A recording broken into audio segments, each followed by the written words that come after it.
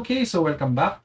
So in this video, solve natin tong lab na user ID controlled by request parameter with password disclosure. So this lab has a user account page that contains the current user's existing password pre-filled in a masked input.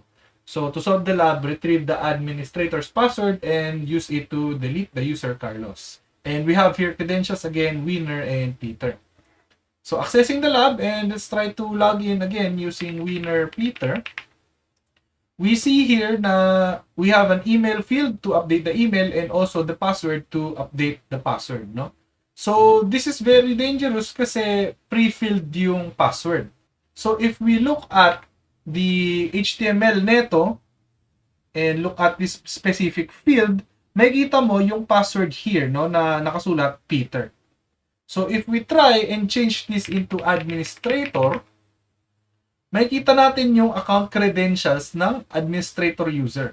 And we can see the password field here contains the password, no? So itong random characters. So now what we can simply do is to log in using the administrator credentials na nahanap natin. So that would be, so click natin yung my account and log in as administrator and yung password na nakuha natin. And click login. And now we can access the admin panel to delete the user Carlos to solve the lab. Okay? So I hope na gets nyo tong video na to and see you in the next video.